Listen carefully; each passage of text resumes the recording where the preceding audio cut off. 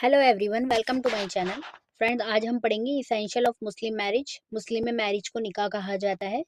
तो सबसे पहले अगर आप इसको फुल डिटेल से पढ़ना चाहते हैं कि मीनिंग ऑफ मुस्लिम मैरिज क्या है और अलग अलग जूरिस्ट ने मैरिज की मतलब निकाह की अलग अलग डेफिनेशन दी है और इसके ऑब्जेक्ट क्या है, इसका सोशल एस्पेक्ट, रिलीजियस एस्पेक्ट क्या है मैरिज का मुस्लिम में, तो आप मेरी प्लेलिस्ट चेक कर सकते हैं मुस्लिम लॉ की। उसमें मैंने वीडियो बनाई है, आप वहाँ से पढ़ सकते हैं।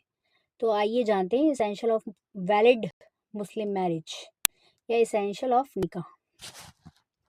तो सबसे पहले देखिए, द अरेबिक वर्ड निकाह literally means the union of the sexes, and in law this term means marriage. And Muslim law, marriage is a civil contract for legislation of the intercourse and for legitimation of the children। देखिए, ये जो निकाह है ना, ये अरबी का word है। इसका मीनिंग ये होते हैं, इसमें स्त्री और पुरुष का मिलन होता है। तो ये जो विधि की दृष्टि में क्या है, लीगली तौर पे ये मैरिज को दर्शाता है, विवाह को दर्शाता है। तो मुस्लिम लॉ के अंतर्गत ये सिविल कॉन्ट्रैक्ट है निकाह जो है।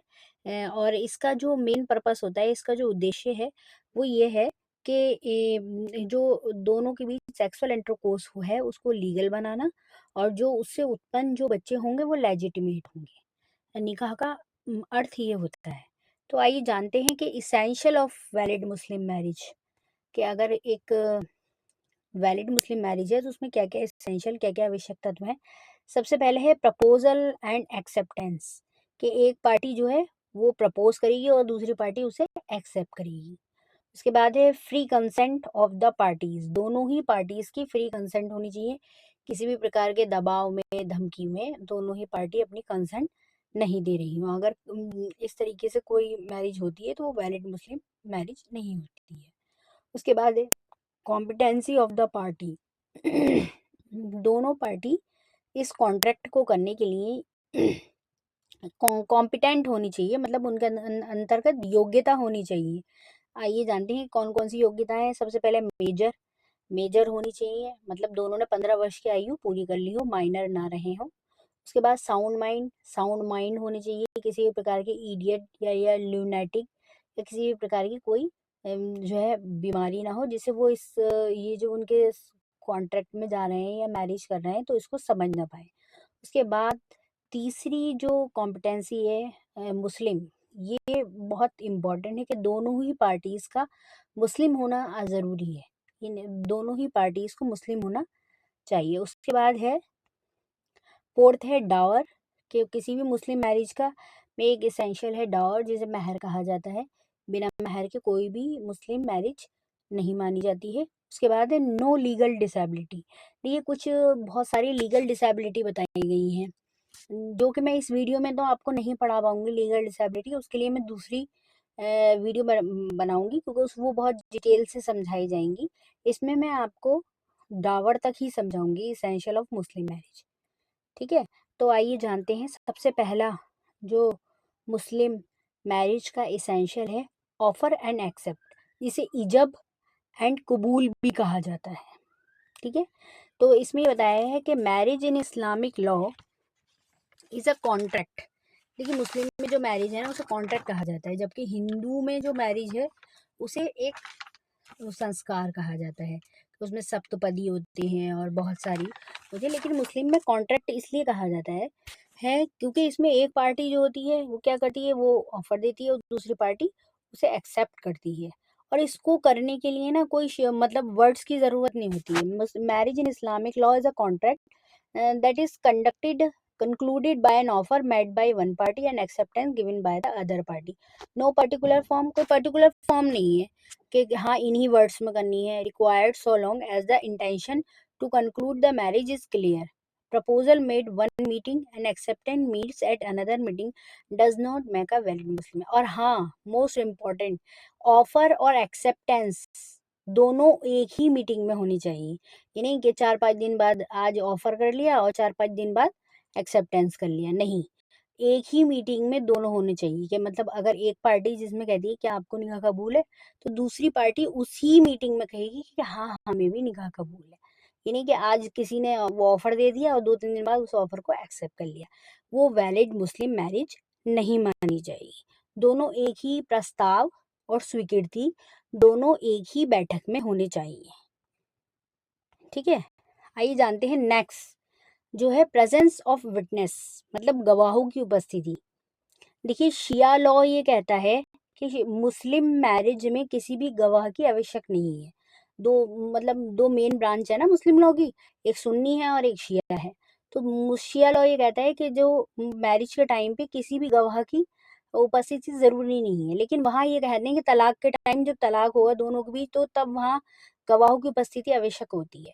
लेकिन जब हम आते हैं सुन्नी लॉ में तो इसमें हनफी शाफी हम्बली स्कूल ये कहते हैं कि टू एडल्ट मेल, मतलब दो एडल्ट मेल वयस्क पुरुष आवश्यक हैं। और अगर एक टू एडल्ट नहीं मिलते हैं, मतलब एक ही पुरुष मिल पाया, तो जब जो एक पुरुष नहीं है तो उसके बदले दो स्त्री होनी चाहिए, टू फीमेल होनी चाहिए। अगर मुस्लिम वैलिड मैरिज के लिए प्रेजेंस ऑफ विटनेस में टू एडल्ट मेल होने चाहिए, मतलब दो वयस्क पुरुष होने चाहिए। अगर उन दोनों में से एक भी कम है तो उसकी जगह अगर स्त्री है तो दो स्त्री होनी चाहिए। ठीक है। आइए जानते हैं कैपेसिटी ऑफ द पार्टीज, मतलब पार्टीज की जो क्षमता है वो कैपेसिटी क्या है। सबसे पहले है मेजर, कि दोनों पार्टीज मेजर होनी चाहिए, मतलब माइनर नहीं होनी चाहिए। देखिए वैसे तो मेजर की एज जो है वो 18 है, गर्ल्स के लिए 18 है और बॉयज के लिए 21 है। लेकिन मुस्लिम लॉ ये कहता है कि जो एज ऑफ मैरिज है गर्ल की वो 15 है। मेजर की एज, जो मेजर एज मानी जाती है मुस्लिम में मैरिज की, वो 15 मानी जाती है, मेल की भी और फीमेल की भी, दोनों की। ठीक है। तो प्यूबर्ट, देखिए इसमें ना एक वर्ड आता है कि उन्होंने प्यूबर्टी की एज को अटेंड कर लिया हो। अब मैं आपको बताती हूँ कि प्यूबर्टी क्या होता है। देखिए प्यूबर्टी ना वो एज होती है कि जब जैसे किसी भी स्त्री और पुरुष का जो विवाह है वो अभिभावक की सहमति से हुआ है, मतलब उनके गार्जियन ने कराया है। मम्मी पापा भी हो सकते हैं गार्जियन में, उनके दादा दादी नाना नानी कोई भी हो सकता है। लेकिन उन्होंने लेकिन वो जब उनकी एज, वो माइनर थे उस टाइम पे जब उनकी शादी हुई थी, लेकिन उसके बाद वो मेजर हो जाते हैं, मतलब वो 15 वर्ष जो अपनी आयु है 15 साल उसे पूरी कर लेते हैं। और वो जो सेक्सुअल इंटरकोर्स करना और जो अपने जैसे संतान उत्पन्न करने के लिए जब सक्षम हो जाते हैं तो उसे एज ऑफ प्योबर्टी कहते हैं। तो उसमें ये होता है कि अगर कोई चाहे तो उस जो उनका अभिभावक की सहमति थी, जो उनकी मैरिज हुई थी, जो शादी हुई थी, उसको मना कर सकता है उस मैरिज को। ठीक है। तो उसे एज ऑफ प्योबर्टी कहते हैं। तो इसमें ये लिखा हुआ है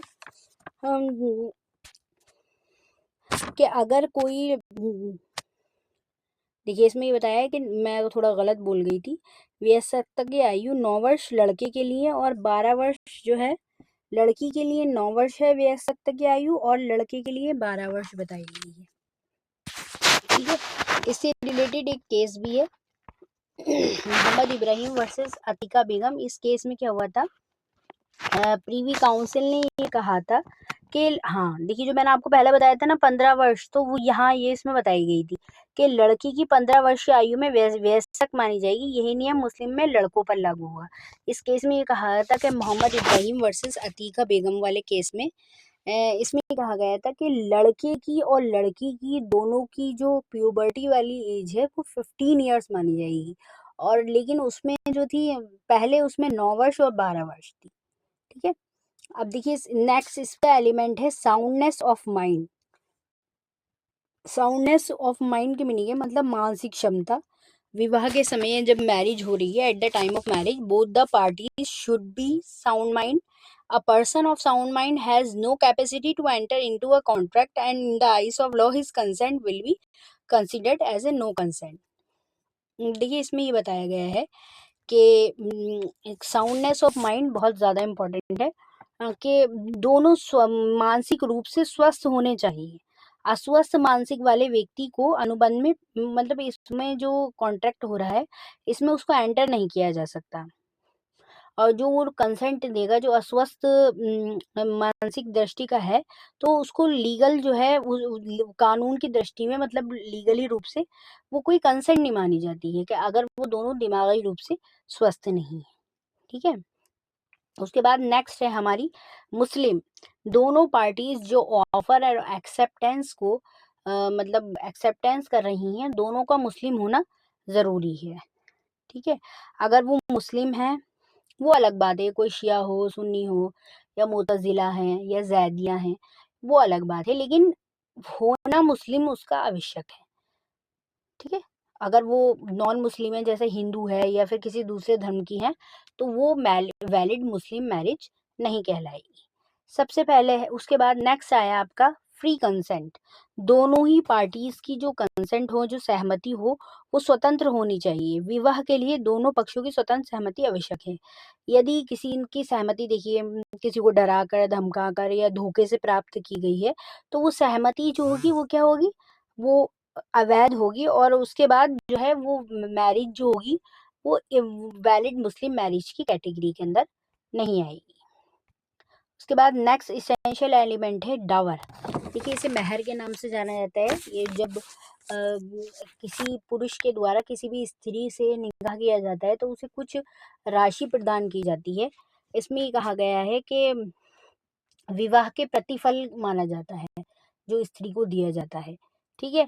तो ज़रूरी नहीं है वो उसी टाइम दिया जाए, वो बाद में भी दिया जा सकता है, लेकिन यह उससे रिलेटेड जो भी ट्रांज़ैक्शन है, वो उस बात उसके बारे में उससे रिलेटेड, हाँ, मैं इतने महर होंगे, तो बात उस टाइम हो जाती है। चाहे वो उसका जो भुगतान है वो उसी समय भी कर सकते हैं या फिर आफ्टर मैरिज भी उसका भुगतान किया जा सकता है, ठीक है? उसके बाद एक नेक्स्ट इसमें वो और रह गया है, एक essential of Muslim marriage, legal disability. किसी भी प्रकार की लीगल डिसेबिलिटी नहीं होनी चाहिए। तो ये मैं ना आपको नेक्स्ट वीडियो में पढ़ाऊंगी, लीगल डिसेबिलिटी। फिलहाल तो मुस्लिम मैरिज के 5 एसेंशियल हैं। प्रपोजल एंड एक्सेप्ट, जिसे ईजब एंड कबूल कहते हैं। फ्री कंसेंट होनी चाहिए पार्टी की। कॉम्पिटेंसी ऑफ द पार्टी, दोनों ही पार्टी कॉम्पिटेंसी होनी चाहिए कि वो मेजर हो, साउंड माइंड हो, मुस्लिम हो। उसके बाद किसी भी मुस्लिम वैलिड मैरिज में डावर मतलब महर से रिलेटेड होनी चाहिए। महर से संबंधित बात को उसी टाइम तय किया जाता है, वो अलग बात है। महर का भुगतान कोई भी व्यक्ति चाहे उसी टाइम कर सकता है या बाद में भी कर सकता है। उसके बाद है लीगल डिसेबिलिटी, ये मैं आपको नेक्स्ट वीडियो में पढ़ाऊंगी। आज की वीडियो में इतना ही। अगर आपको मेरा पढ़ाया हुआ सुनना है तो आप मेरे चैनल को लाइक शेयर सब्सक्राइब कर सकते हैं।